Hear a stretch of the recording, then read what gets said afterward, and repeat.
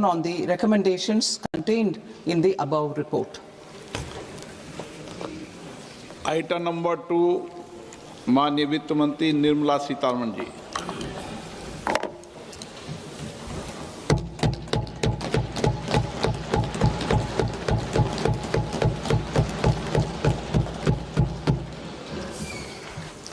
Honorable Speaker, sir, on the sacred occasion of Magh Purnima and the birth anniversary of Guru Ravidas, I present the budget for the year 2026-2027. Since we assumed office 12 years ago, India's economic trajectory has been marked by stability, fiscal discipline, sustained growth, and moderate inflation. This is the result of conscious choices we have made, even in times heightened uncertainty and disruption. Our government, led by Honorable Prime Minister Modi, has decisively and consistently chosen action over ambivalence, reform over rhetoric, and people over populism. We have pursued far-reaching structural reforms, fiscal prudence and monetary stability, whilst maintaining a strong thrust on public investment. Keeping Atmanirbharta as a lodestar, we have built domestic manufacturing capacity, energy security, and reduced critical import dependencies. Simultaneously, we have ensured that citizens benefit from every action of the government, undertaking reforms to support employment generation, agricultural productivity, household purchasing power, and universal services to people. These measures have delivered a high growth rate of around 7% and helped us make substantial strides in poverty reduction and improvement in the lives of our people. Today, we face an external environment in which trade and multilateralism are imperiled and access to resources and supply chains are disrupted. New technologies are transforming production systems while sharply increasing demands on water, energy, and critical minerals. India will continue to take confident steps towards Vikasit Bharat, balancing ambition with inclusion. As a growing economy with expanding trade and capital needs, India must also remain deeply integrated with global markets, exporting more and attracting stable long-term investment. As I begin Part A, I want to express my gratitude to the people for standing firmly with us as we forge our way together towards becoming one of the largest economies of the world.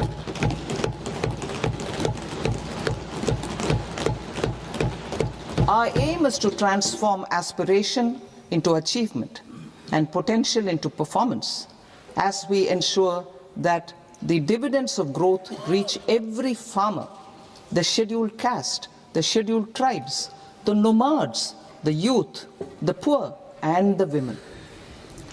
In Vikasit Bharat Young Leaders Dialogue 2026, several innovative ideas were shared with our Prime Minister, which have inspired many of the proposals, making this a unique Yuva Shakti-driven budget. Our government's sankalp is to focus on our poor, underprivileged, and the disadvantaged.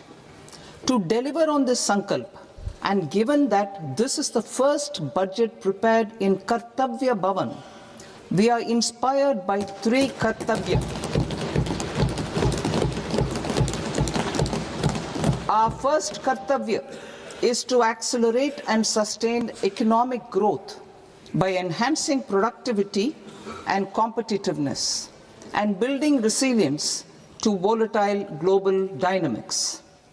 Our second Kartavya is to fulfill aspirations of our people and build their capacity making them strong partners in India's path to prosperity. Our third kartavya, aligned with our vision of Sabka Saath, Sabka Vikas, is to ensure that every family, community, region, and sector has access to resources, amenities, and opportunities for meaningful participation. This threefold approach requires a supportive ecosystem. The first requirement is to sustain the momentum of structural reforms, continuous, adaptive, and forward-looking. Second, a robust and resilient financial sector is central to mobilizing savings, allocating capital efficiently, and managing risks. Third, cutting-edge technologies, including AI applications, can serve us as force multipliers for better governance. Reform Express. Our government has undertaken comprehensive reforms towards creating employment, boosting productivity, and accelerating growth. After the Prime Minister's announcement on Independence Day in 2025, over 350 reforms have been rolled out. This includes GST simplification, notification of labor codes, and rationalization of mandatory quality control orders. High-level committees have been formed, and in parallel, the central government is working with the state governments on deregulation and reducing compliance requirements. The Reform Express is well on its way and will maintain its momentum to help us fulfill our kartavya. I now move to specific proposals. Under our first kartavya, to accelerate and sustain economic growth, I propose interventions in 6 areas. 1. Scaling up manufacturing in 7 strategic and frontier sectors. 2. Rejuvenating legacy industrial sectors. 3. Creating champion MSMEs. 4. Delivering a powerful push for infrastructure. 5. Ensuring long-term security and stability. And 6. Developing city economic regions. Scaling up of manufacturing in 7 strategic and frontier sectors.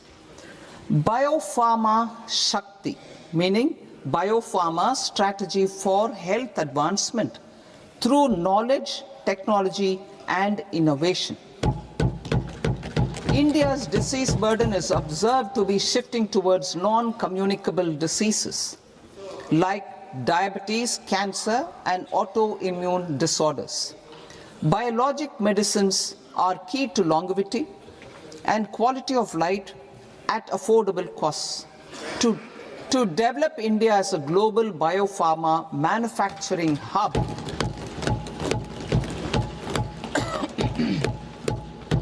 I propose the Biopharma Shakti with an outlay of 10,000 crores over the next 5 years.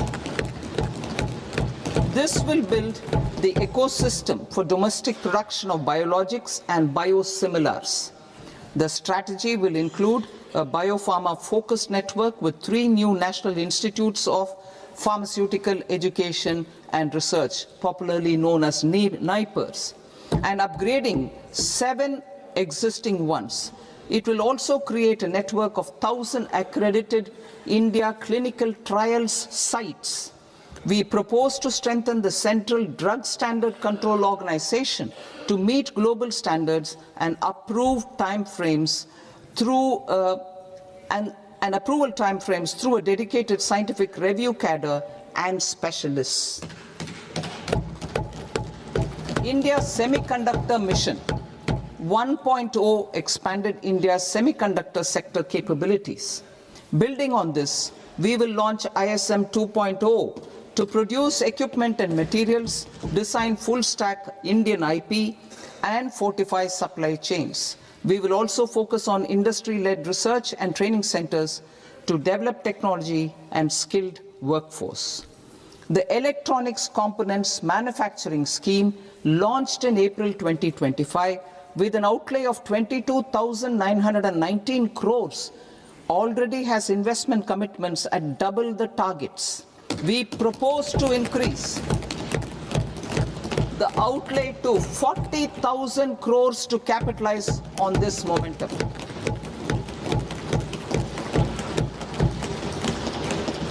A scheme for rare earth permanent magnets was launched in 2025 November.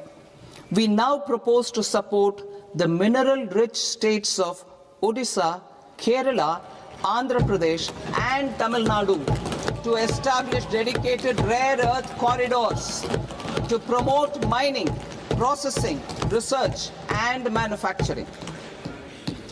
To enhance domestic chemical production and reduction import dependency and reduce import dependency, we will launch a scheme to support states in establishing 3 dedicated chemical parks through challenge route on a cluster-based plug-and-play model. Strong capital goods.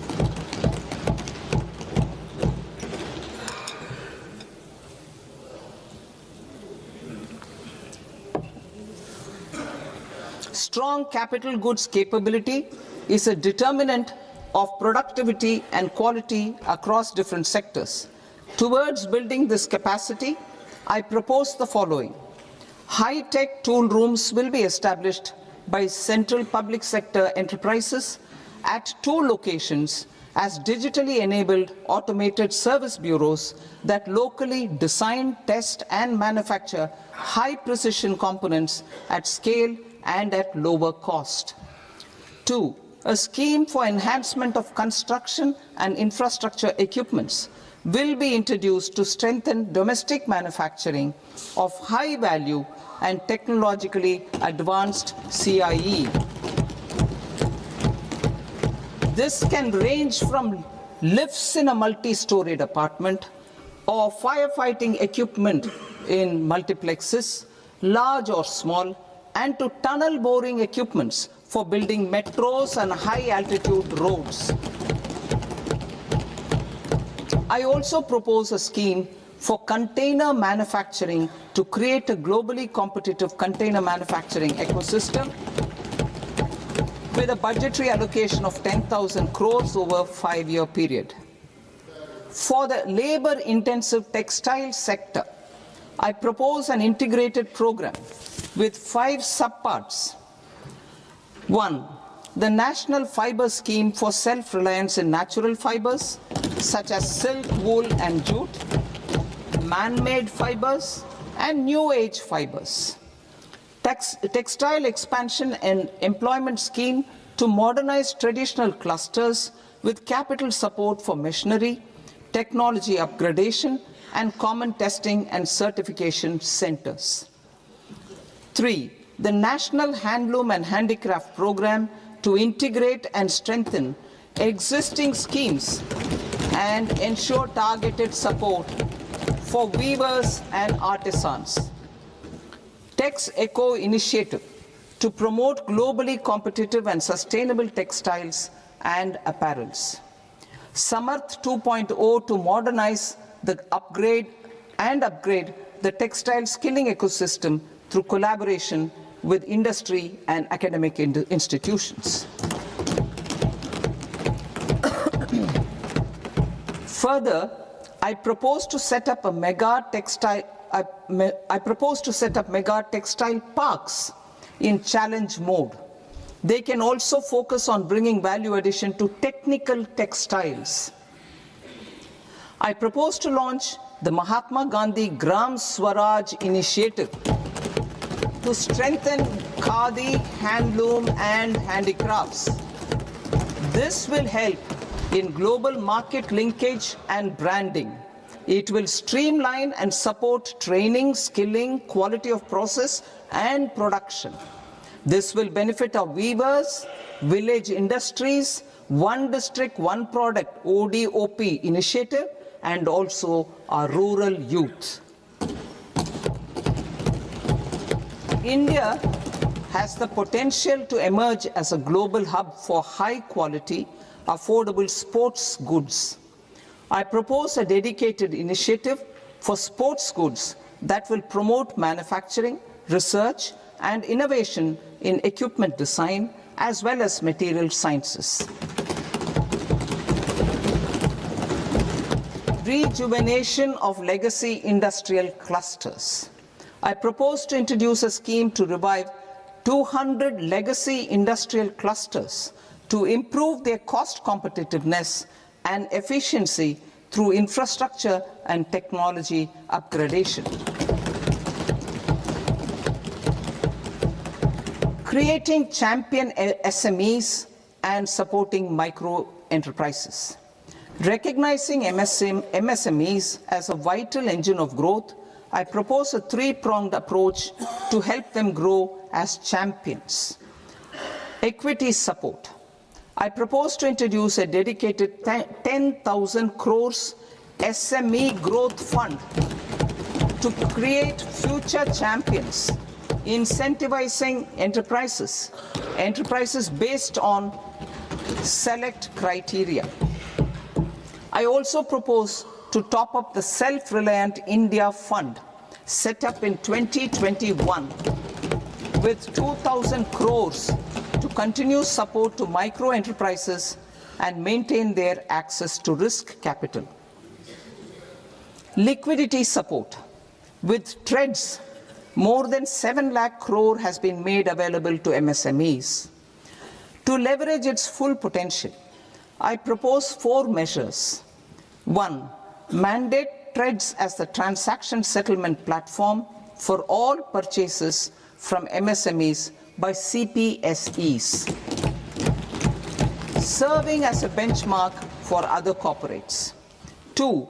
Introduce a credit guarantee support mechanism through CGTMSE for invoice discounting on TREDS platform.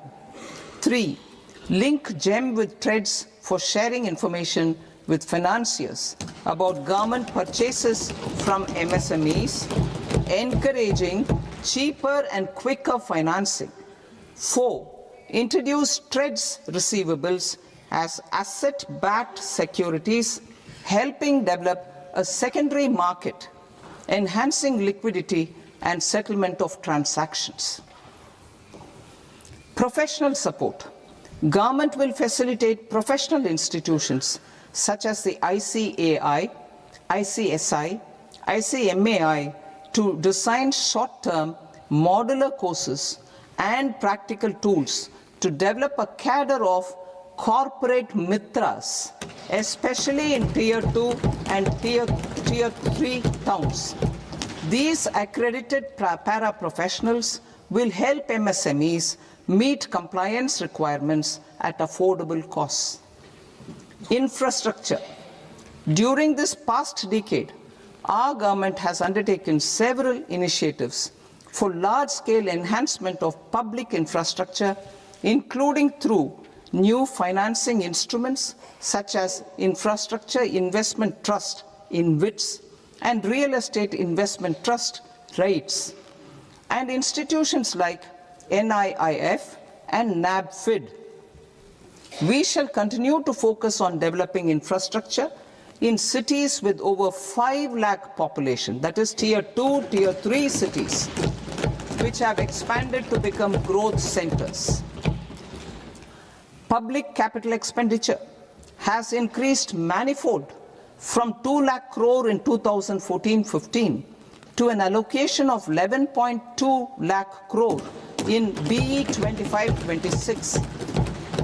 In this coming year, that is financial year 2026-27, I propose to increase it to 12.2 lakh crores to continue the momentum.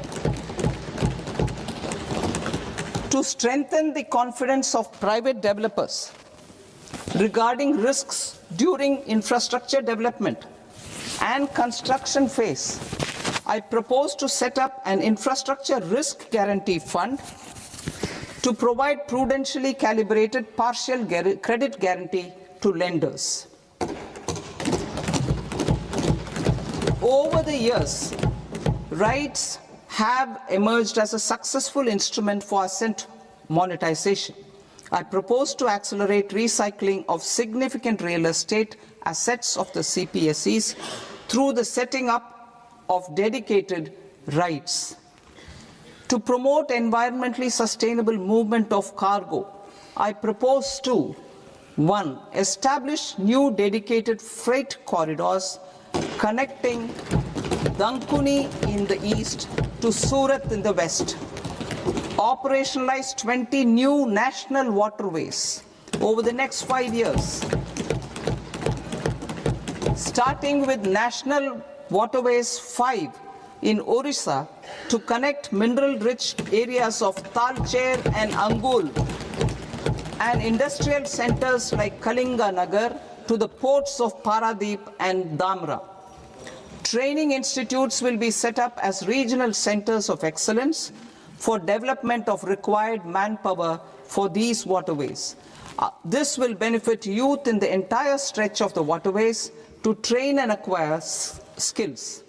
Further, a ship repair ecosystem catering to inland waterways will also be set up at Varanasi and Patna.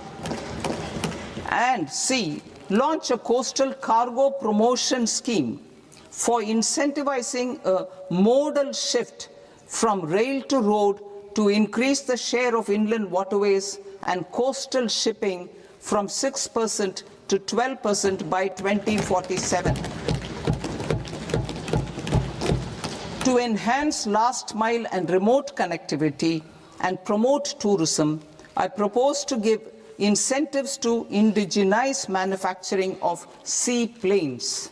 A seaplane VGF scheme will be also introduced to provide support for operations. Carbon capture, utilization and storage. Aligning with the roadmap launched in December 2025, the carbon capture, utilization and storage technologies at scale will achieve higher readiness and in end-use application across 5 industrial sectors, including power, steel, cement, refineries, and chemicals. An outlay of 20,000 crore is proposed over the next 5 years for this purpose. City economic regions. Cities are India's engines of growth, innovation, and opportunities.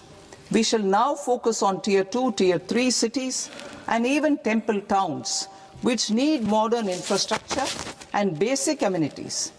This budget aims to further amplify the potential of cities to deliver the economic power of agglomerations by mapping city economic regions based on their specific growth drivers. An allocation of 5,000 crore per CER over 5 years is proposed for implementing their plans through a challenge mode with a reform-cum-result-based financing mechanism. In order to promote environmentally sustainable passenger systems, we will develop 7 high-speed rail corridors between cities as growth connectors, namely Mumbai to Pune, Pune to Hyderabad, Hyderabad to Bengaluru, Hyderabad to Chennai, Chennai to Bengaluru, Delhi to Varanasi, Varanasi to Siliguri.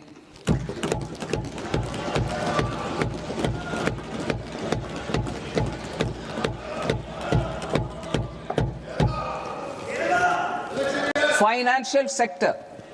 The Indian banking sector today is characterized by strong balance sheet, historic highs in profitability, improved asset quality, and coverage exceeding 98% of villages in the country.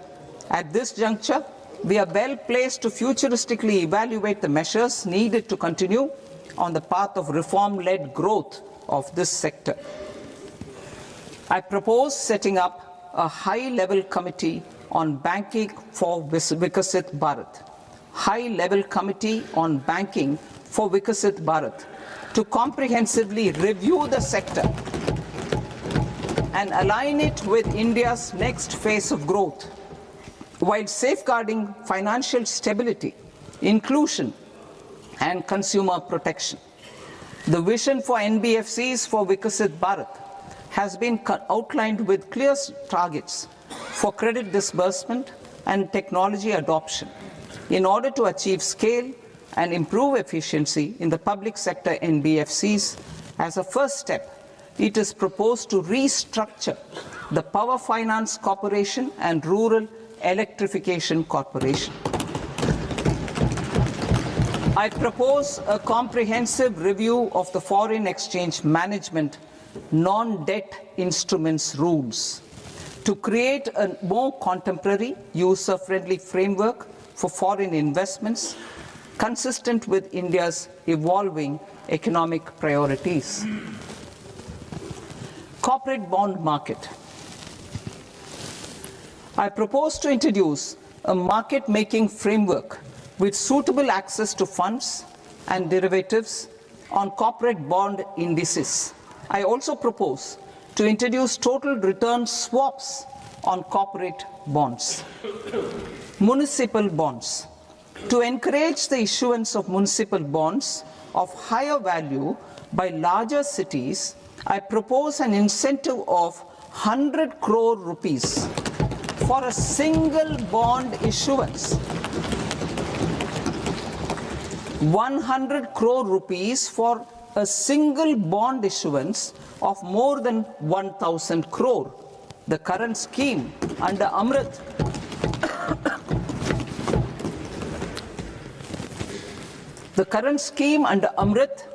which incentivizes issuances up to 200 crores only, will also continue to support smaller and medium towns. That will also continue to support the smaller and medium towns. Ease of doing business. Individual persons resident outside India, PROI, will be permitted to invest in equity instruments of listed Indian companies through the portfolio investment scheme. It is also proposed to increase the investment limit for an individual PROI under the scheme from 5% to 10%, with an overall investment limit for all individual PROIs to 24% from the current 10%. Emerging technologies including AI. 21st century is technology driven. Adoption of technology is for the benefit of all people.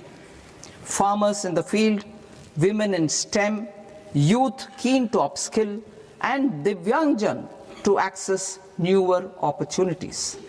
The government has taken several steps to support new technologies through AI Mission, National Quantum Mission, Anusandhan National Research Fund, and Research and Development and Innovation Fund.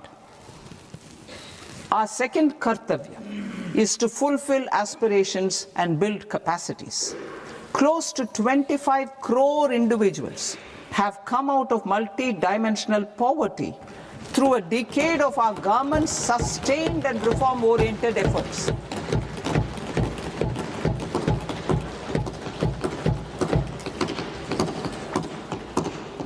Our government has therefore decided to place a renewed emphasis on the service sector to provide a pathway to fulfilling aspirations of a youthful India with the following measures. I propose to set up a high-powered Education to Employment and Enterprises Standing Committee to recommend measures that focus on services sector as a core driver of Vikasit Bharat. This will make us a global leader in services with a 10% global share by 2047. The committee will prioritize areas to optimize the potential for growth, employment, and exports. They will also assess the impact of emerging technologies, including AI, on jobs and skill requirements, and propose measures thereof. To create a range of skilled career pathways, a new range of skilled career pathways for our youth, I propose interventions in the following sectors. Health. Existing institutions for allied health professionals will be upgraded and new AHP institutions established in private and government sectors. This will cover 10 selected disciplines, including optometry, radiology, anesthesia, OT technology, applied psychology and behavioral health, and add 1 lakh AHPs over the next 5 years. A strong care system covering geriatric and allied care services will be built. A variety of NSQF aligned programs will be developed to train multi-skilled caregivers, combining core care and allied skills such as wellness, yoga, and operation of medical assistive devices. In the coming year, 1.5 lakh caregivers will be trained.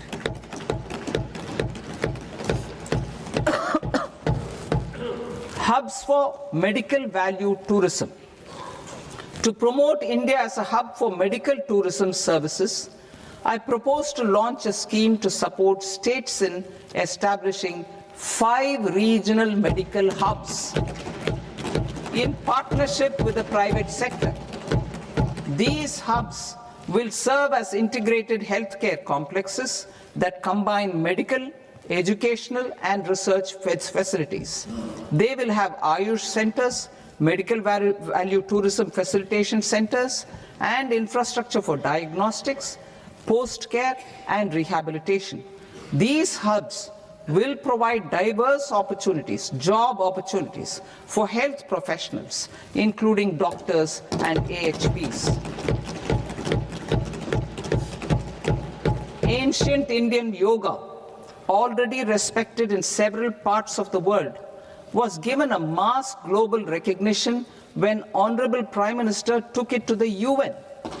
Post-COVID, Ayurveda gained a similar global acceptance and recognition.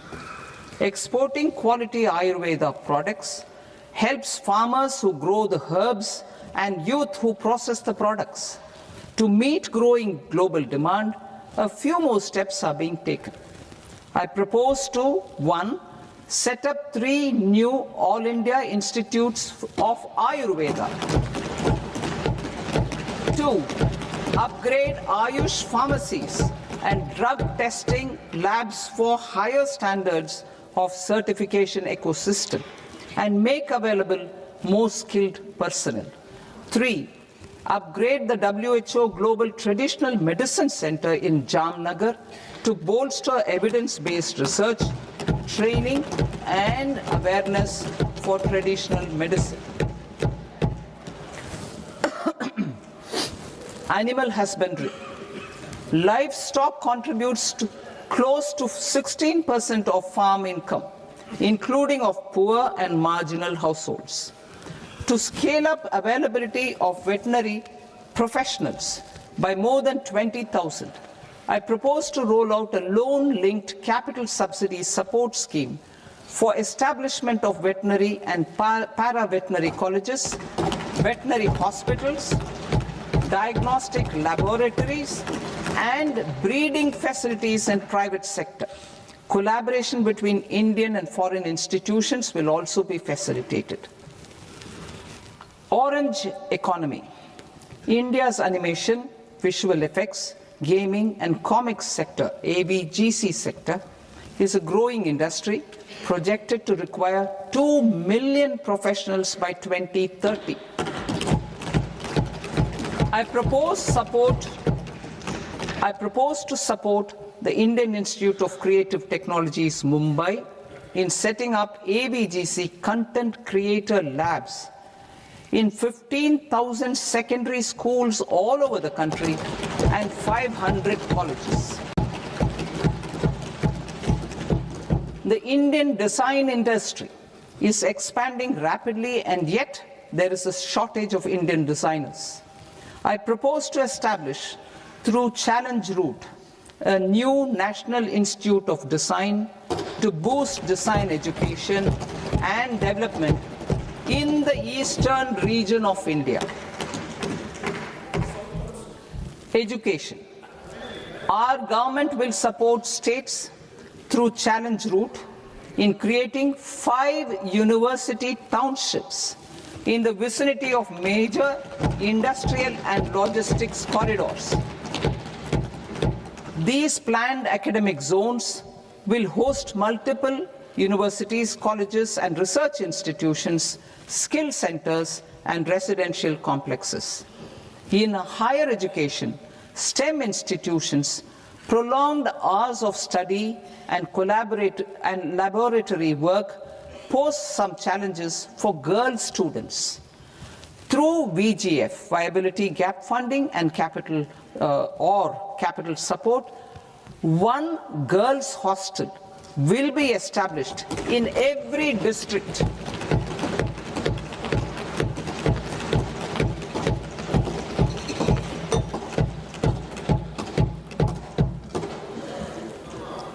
To promote astrophysics and astronomy via immersive experiences. 4 telescope infrastructure facilities will be set up or upgraded.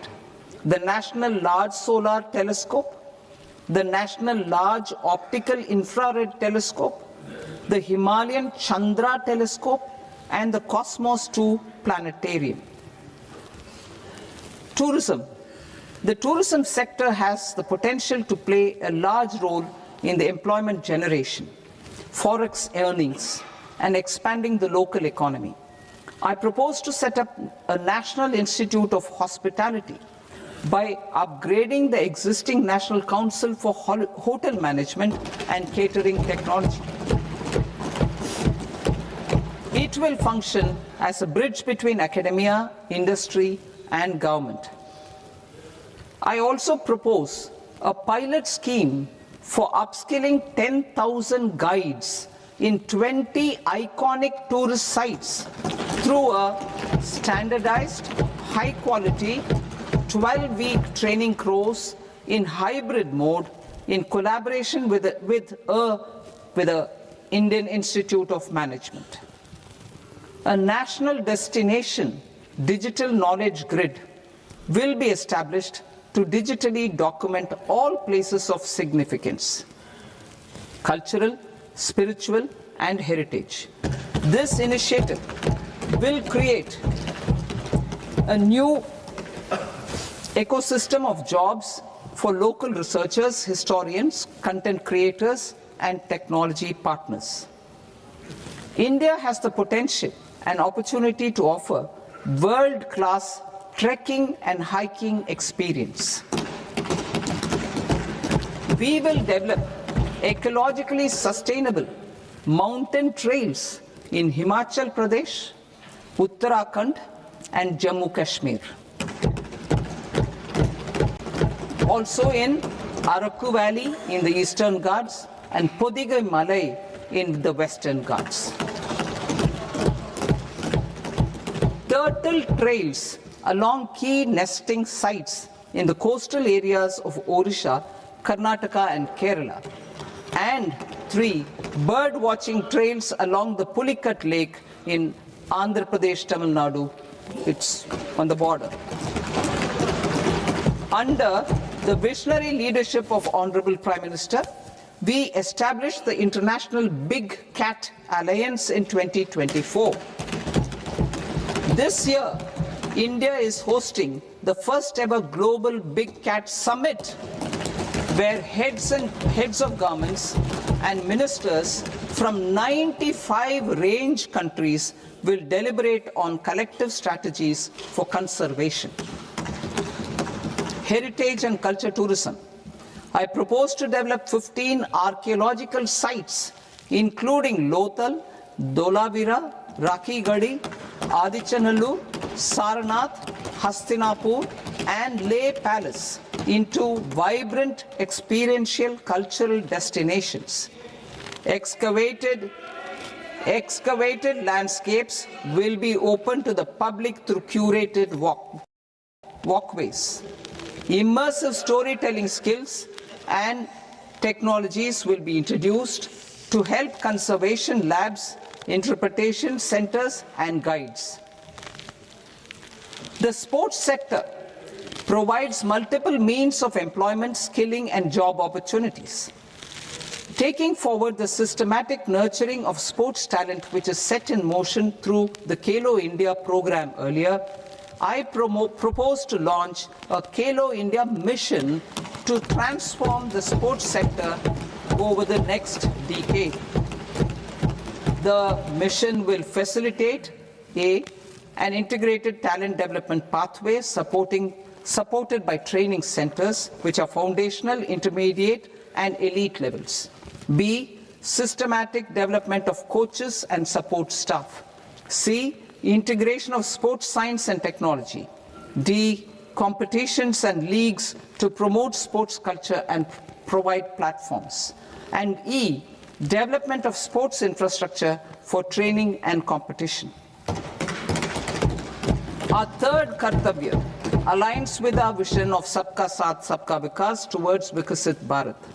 This requires targeted efforts for 1. Increasing farmer incomes through productivity enhancement and entrepreneurship, with special attention to small and marginal farmers. B. Empowering Divyangjan through access to livelihood opportunities, training, and high-quality assistive devices. C. Empowering the vulnerable to access mental health and trauma care. D. Focus on the Purvodaya states and the Northeast region to accelerate development and employment opportunities. Fisheries. We will undertake initiatives for integrated development of 500 reservoirs and Amrit Sarovars. 2. Strengthen the fisheries value chain in coastal areas and enable market linkages involving startups and women-led groups together with fish farmer producer organizations. Animal husbandry. To provide quality employment opportunities in rural and peri-urban areas, we will support the animal husbandry sector in entrepreneurship development through A. A credit-linked subsidy program. B. Scaling up and modernization of livestock enterprises. C. Enhanced creation of livestock, dairy, and poultry. Enhanced creation of livestock, dairy, and poultry-focused integrated value chains. And D.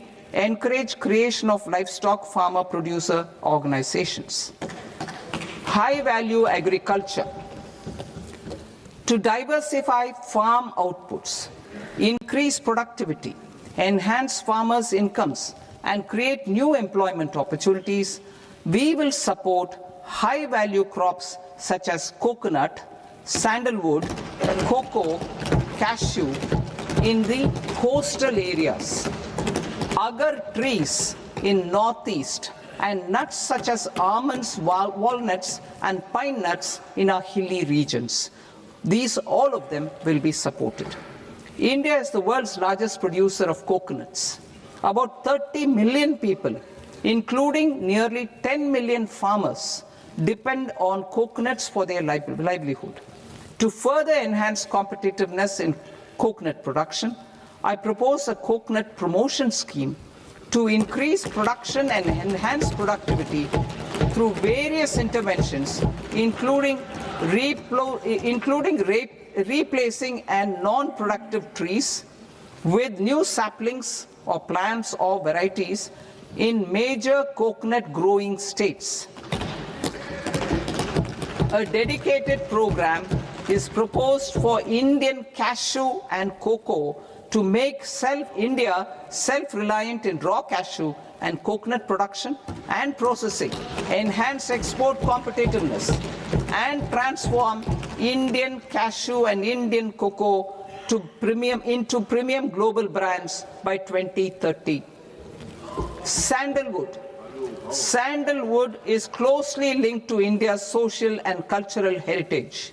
Our government will partner with state governments to promote focused cultivation and post-harvest processing to restore the glory of the Indian sandalwood ecosystem, to rejuvenate old, low-yielding orchards, and expand high-density cultivation of walnuts, almonds, and pine nuts. We will support a dedicated program to enhance farmer incomes and in bringing value addition by engaging youth. Bharat Vistar, that is virtually integrated system to access agricultural resources. I propose to launch Bharat Vistar, a multilingual AI tool that shall integrate the AgriStack portals and the ICAR package on agricultural practices with AI systems.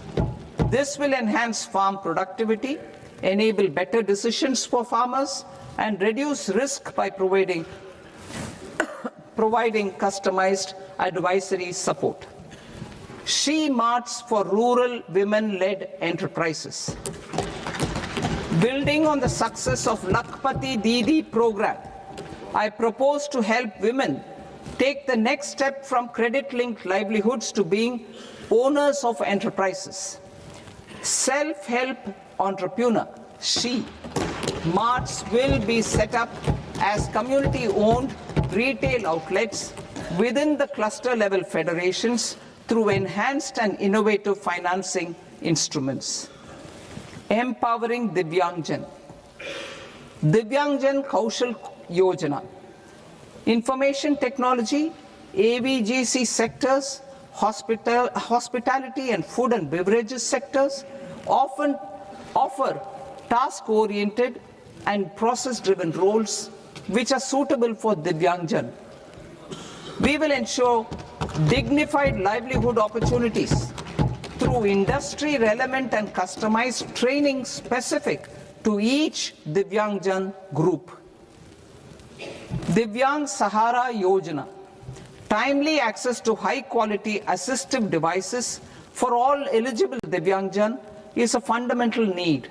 I propose to 1. Support the Artificial Limbs Manufacturing Corporation of India, Alimco, to set up and to scale up production of assistive devices, invest in R&D and AI integration, strengthen PM Divyasha Kendras, and support setting up of assistive technology marts as modern retail style centers where Divyangjan and senior citizens can see, try and purchase assistive products. Reaffirming our commitment to mental health and trauma care. There are no national institutes for mental health care in North India. We will therefore set up a NIMHANS 2 and also upgrade national mental health institutes in Ranchi and in Tezpur as regional apex institutions. Emergencies expose families, particularly the poor and vulnerable, to unexpected expenditure. We will strengthen and increase these capacities by 50% in district hospitals by establishing emergency and trauma care centers. Focus on Purvodaya states and northeastern regions. Purvodaya. I propose the development of an integrated East Coast industrial corridor with a well-connected node at Durgapur, creation of 5 tourism destinations in 5 Purvodaya states, and the provision of 4,000 e-buses. Buddhist sites in northeastern region. The northeastern region is a civilizational confluence of Theravada and Mahayana or Vajrayana traditions. I propose to launch a scheme for development of Buddhist circuits in Arunachal Pradesh, Sikkim, Assam, Manipur, Mizoram and Tripura. The scheme will cover preservation of temples and monasteries, pilgrimage interpretation centers, connectivity and pilgrim amenities. 16th Finance Commission. On 17th November 2025, the 16th Finance Commission submitted its report to the President. As mandated under Article 281 of the Constitution, the report, along with the explanatory memorandum on the action taken report on the recommendations of the Commission in Parliament, which, Sir, Honourable Speaker, you've allowed me to do at the commencement of this session. The government has accepted the recommendation of the Commission to retain the vertical share of devolution at 41%. As recommended by the Commission, I have provided 1.4 lakh crores of rupees to the states for the year 2026-2027 as Finance Commission grants. These include rural and urban local body and disaster management grants. Fiscal consolidation. Government has been delivering on our fiscal commitments consistently without compromising on social needs.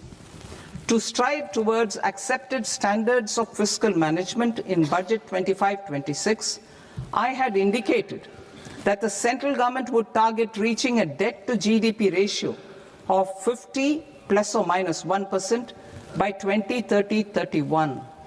In line with this, the debt to GDP ratio is estimated to be 55.6% of GDP in BE 26-27, compared to 56.1% of GDP in RE 25-26. A declining debt to GDP ratio will gradually free up resources for priority sector lending and expenditure by reducing the outgo on interest payments. One of the main operational instruments for debt targeting is the fiscal deficit. I am happy to inform this august House that I fulfilled my commitment made in 2021-2022 to reduce fiscal deficit below 4.5% of GDP by 25-26. In RE 25-26, the fiscal deficit has been estimated at par with BE of 2025-26 at 4.4% of GDP. In line with the new fiscal prudence path of debt consolidation, the fiscal deficit in BE 26-27 is estimated to be 4.3% of the GDP.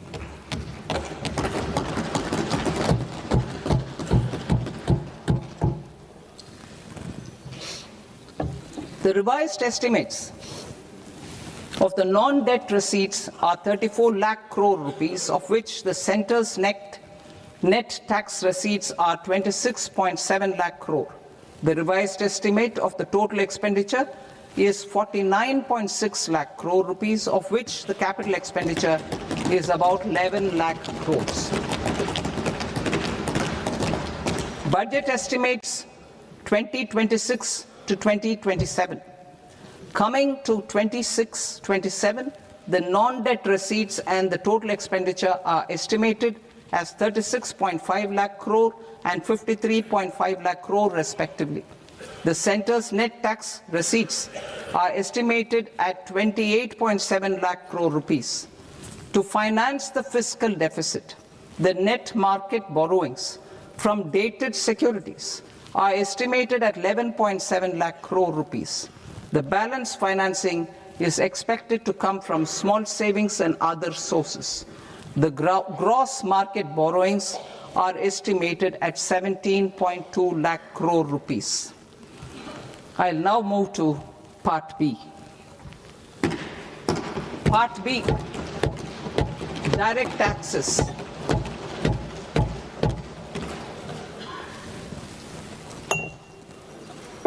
Honourable Speaker, sir, I now present my proposals on direct taxes. New Income Tax Act. In July 2024, I announced a comprehensive review of the Income Tax Act 1961. This was completed in a record time, and the Income Tax Act 2025 will come into effect from 1st April 2026. The simplified income tax rules and forms will be notified shortly, giving adequate time to taxpayers to acquaint themselves with its requirements. The forms have been redesigned such that ordinary citizens can comply without difficulty. Ease of living. I propose that any interest awarded by the Motor Accident Claims Tribunal to a natural person will be exempt from income tax, and any TDS on this account will be done away with. I propose to reduce TCS rate on the sale of overseas tour program package from the current 5% and 20% to 2% without any stipulation of amount. I propose to reduce TCS rate for pursuing education and for medical purposes under the Liberalized Remittance Scheme, popularly known as LRS, from 5% to 2%. Supply of manpower services is proposed to be specifically brought within the ambit of payment to contractors for the purpose of TDS to avoid ambiguity. Thus, TDS on these services will be at the rate of either 1% or 2% only. I propose a scheme for small taxpayers, wherein a rule-based automated process will enable obtaining a lower or nil deduction certificate instead of filing an application with the assessing officer. For the ease of taxpayer holding securities in multiple companies, I propose to enable depositories to accept Form 15G or Form 15H from the investor and provide it directly to various relevant companies. I propose to extend time available for revising returns from 31st December to up to 31st March with the payment of a nominal fee. I also propose to stagger the timeline for filing of tax returns. Individuals with ITR 1 and ITR 2 returns will continue to file till 31st July, and non-audit business cases or trusts are proposed to be allowed time till 31st August. TDS on sale of immovable property by a non-resident is proposed to be deducted and deposited through resident buyers and his or her PAN-based challan instead of requiring a TAN, which is a temporary accounting number. To address practical issues of small taxpayers like students, young professionals, tech employees, relocated NRIs, and such others, I propose to introduce a one-time 6-month foreign asset disclosure scheme for these taxpayers to disclose income or assets below a certain size. This scheme would be applicable for two categories of taxpayers, namely A, who did not disclose their overseas income or assets, and B, who disclosed their overseas income and or paid due tax but could not declare the asset acquired. For category A, the limit of undisclosed income or asset is proposed to be up to 1 crore rupees. They need to pay 30% of fair market value of asset or 30% of undisclosed income as tax and 30% as additional income tax in lieu of penalty, and would thereby get immunity from prosecution. For category B, asset value is proposed to be up to 5 crore rupees. Here, immunity from both penalty and prosecution will be available with a payment of fee of 1 lakh rupees. Rationalizing penalty and prosecution. Multiplicity of proceedings are hindrance to the ease of doing business. I propose to integrate assessment and penalty proceedings by way of a common order for both. There will be no interest liability on the taxpayer on the penalty amount for the period of appeal before the first appellate authority, irrespective of the outcome of appeal process. Further, quantum of prepayment is being reduced from 20% to 10% and will continue to be calculated only on core tax demand. As an additional measure for reducing litigation, I propose to allow taxpayers to update their returns even after reassessment proceedings have been initiated, and an additional 10% tax rate over and above the rate applicable for the relevant year. The assessing officer will then use only this updated return in his proceedings. There is already a framework for immunity from penalty and prosecution in the cases of underreporting. I propose to apply this framework for immunity to misreporting too. However, in such a case, the taxpayer will need to pay 100% of the tax amount as an additional income tax over and above the tax and interest due. Penalties for certain technical defaults, such as failure to get accounts audited, non-furnishing of transfer pricing audit report, and default in furnishing statement for financial transactions, are proposed to be converted into fee.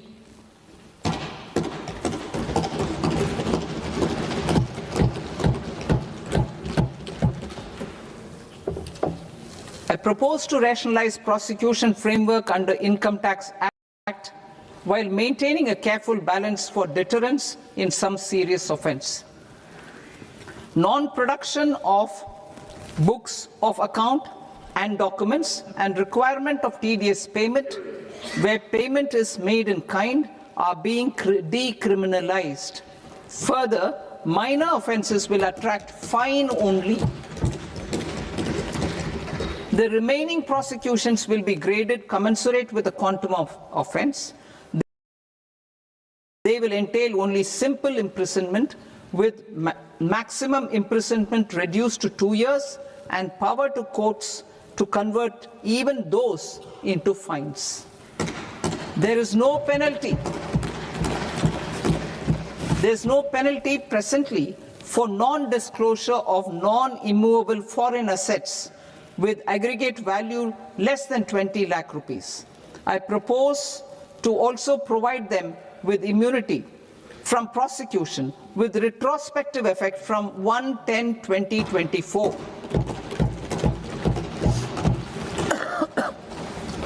Cooperatives.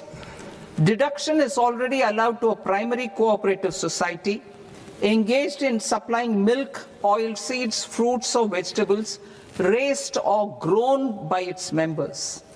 I propose to extend this deduction to also include supply of cattle feed and cotton seed produced by its members. I propose to allow inter-cooperative society dividend income as deduction under the new tax regime to the extent it is further distributed to its members. I further propose to allow exemption for a period of 3 years to dividend income received by a notified national cooperative federation on their investments made in companies up to 31/1/2026. This exemption would be allowed only for dividends further distributed to its member cooperatives. Supporting IT sector as India's growth engine. India is a global leader in software development services, IT-enabled services, knowledge process outsourcing services, and contract R&D services relating to software development. These businesses and their segments are quite interconnected with each other. All these services are proposed to be clubbed under a single category of information technology services with a common safe harbor margin of 15.5% applicable to all. The threshold for availing safe harbor for IT services is being enhanced substantially from 300 crore rupees to 2,000 crore rupees. Safe harbor for IT services shall be approved by an automated rule-driven process without any need for tax officer to examine and accept the application. Once applied by an IT services company, the same safe harbor can be continued for a period of 5 years at a stretch at its choice. For IT services companies who want to conclude advanced pricing agreement, APA, I propose to fast-track unilateral APA process for IT services and endeavor to conclude it within a period of 2 years. The period of 2 years can be extended by a further period of 6 months on taxpayers' request. I propose to extend the facility of modified returns available to the entity entering APA to its associated entities also. Attracting global business and investment. Recognizing the need to enable critical infrastructure and boost investment in data centers, I propose to provide tax holiday till 2047 to any foreign company that provides cloud services to customers globally by using data center services from India. It will, however, need to provide services to Indian customers through an Indian reseller entity. I also propose to provide a safe harbor of 15% on cost in case the company providing data center services from India is a related entity. To harness the efficiency of just-in-time logistics for electronic manufacturing, I propose to provide safe harbor to non-residents for component warehousing in a bonded warehouse at a profit margin of 2%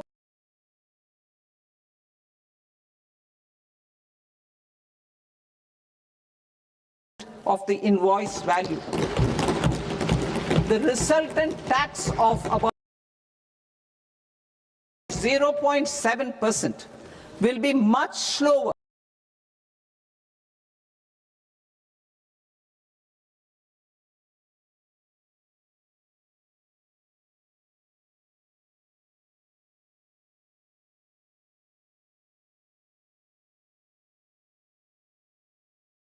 manufacturing in India.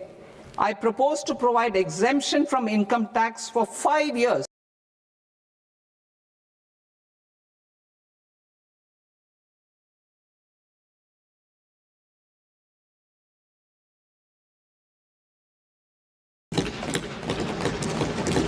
I propose to provide exemption from minimum alternate tax, the MAT, to all non-residents who pay tax on presumptive basis. Tax administration. I propose to constitute a joint committee of Ministry of Corporate Affairs and Central Board of Direct Taxes for incorporating the requirements of income computation and disclosure standards, the ICDS, in the Indian Accounting Standards, IND AS itself. Separate accounting requirement based on ICDS will be done away with from the tax year 27-28. To support Prime Minister Modi's vision of homegrown accounting and advisory firms to become global leaders, I propose to rationalize the definition of accountant for the purposes of safe harbor rules. Other tax proposals. Change in taxation of buyback was brought into address the improper use of buyback route by promoters. In the interest of minority shareholders, I propose tax. This will make effective tax 22% for corporate promoters. For non-corporate promoters, the effective tax will be 30%. TCS rate for sellers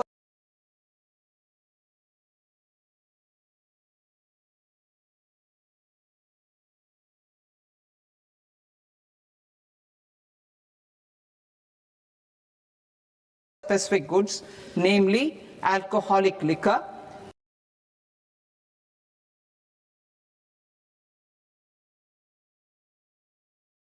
scrap,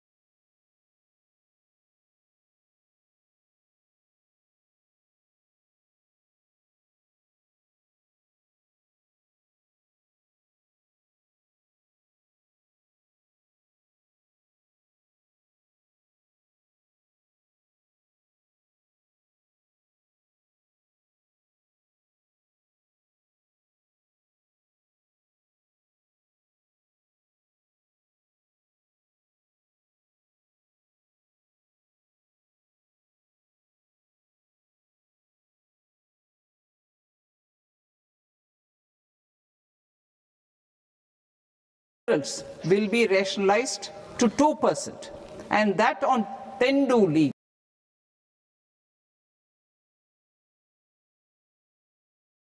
Will continue to be available to them for set off as above. Indirect taxes. I shall now take up proposals related to indirect taxes. My proposals for customs and central excise aim to further simplify the tariff structure, support domestic manufacturing, promote export competitiveness, and correct inversion in duty.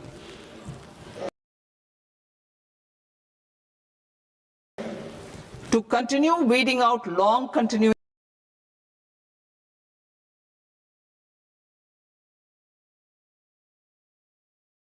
customs duty exemptions, I propose to remove certain exemptions on items which are being manufactured in India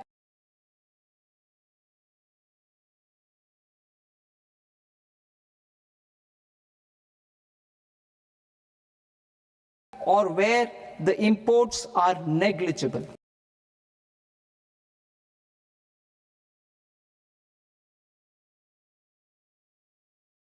Similarly, to further simplify the process of ascertaining the rate of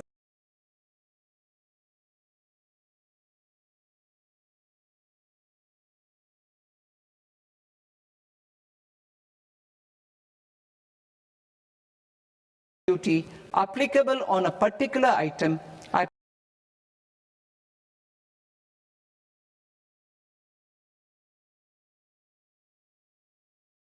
footwear to exports of shoe uppers as well.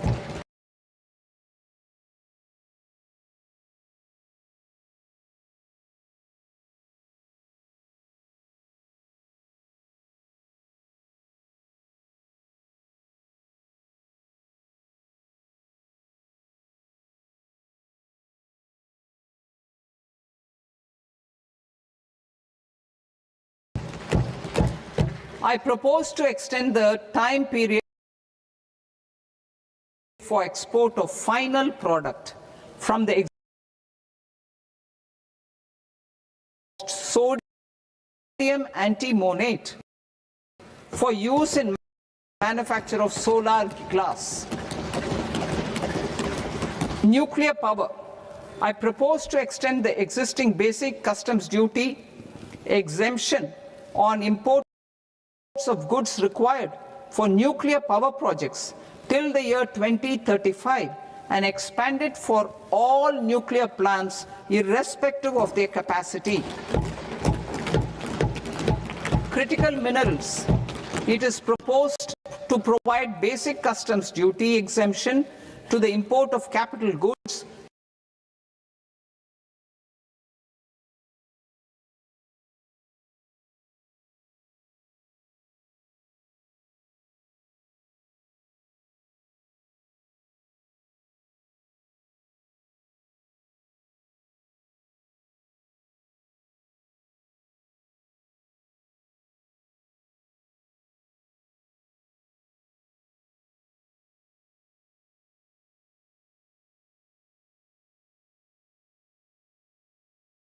proposed to exclude the entire value of biogas while calculating the central excise duty payable on biogas blended CNG. Civil and defense aviation. I propose to exempt basic customs duty on components and parts required for the manufacture of civilian training and other aircrafts. It is proposed to exempt basic customs duty on raw materials imported for the manufacture of parts of aircraft to be used in maintenance, repair, or overall requirements by units in the defense sector. Electronics. To deepen value addition in the consumer electronics sector, I propose to exempt basic customs duty on specified parts.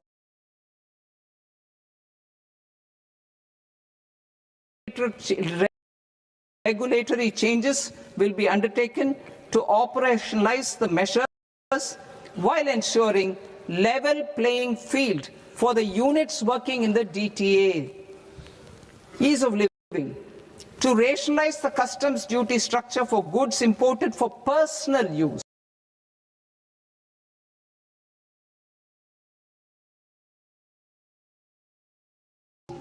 I propose to reduce the tariff rate on all dutiable goods imported for personal use from 20% to 10%.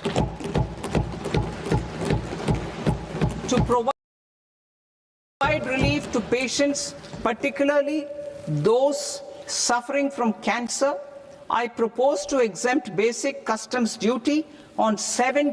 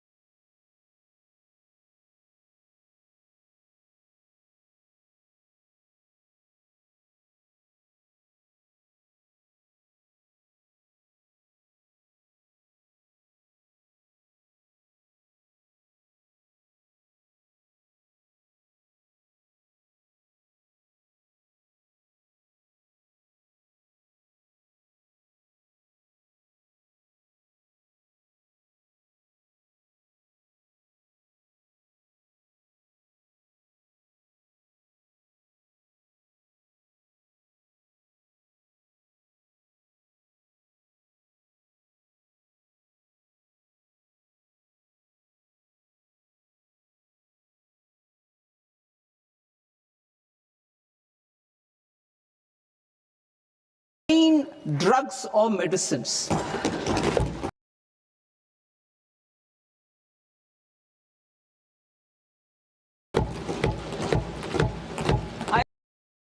Treatment in clearing their cargo. Regular importers with trusted long-standing supply chains will be recognized in the risk system so that the need for verification of their cargo every time can be minimized. Export cargo using electronic sealing. Export cargo using electronic sealing will be provided through clear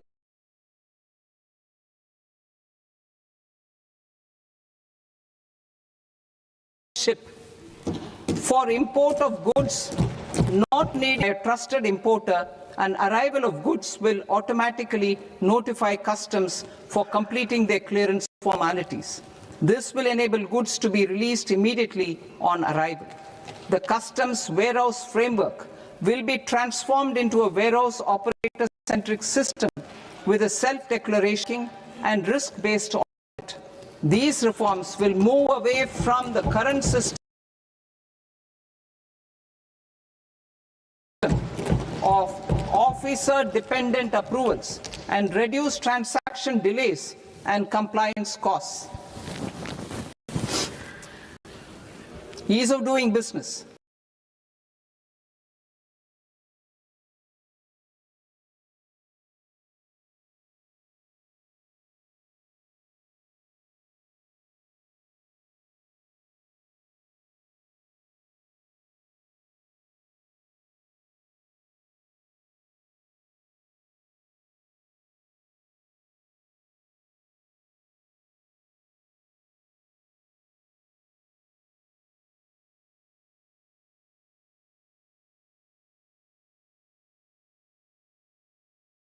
Approvals required for cargo clearance from various government agencies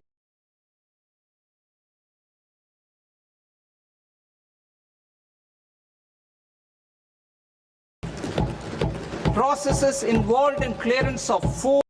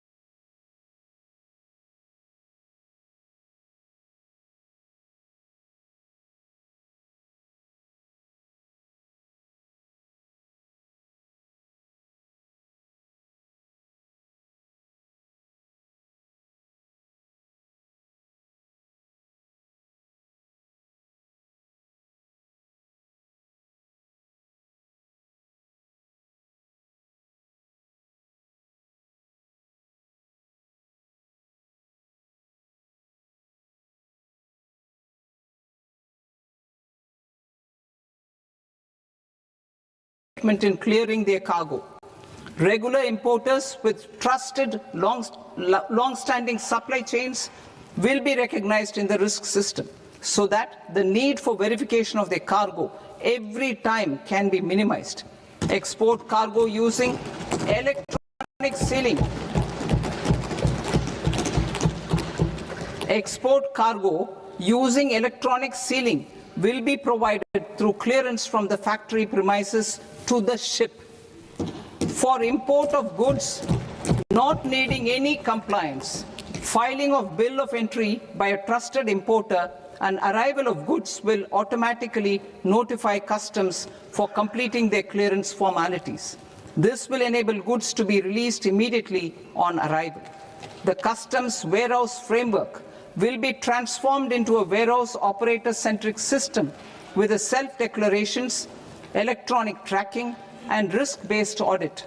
These reforms will move away from the current system of officer-dependent approvals and reduce transaction delays and compliance costs. Ease of doing business.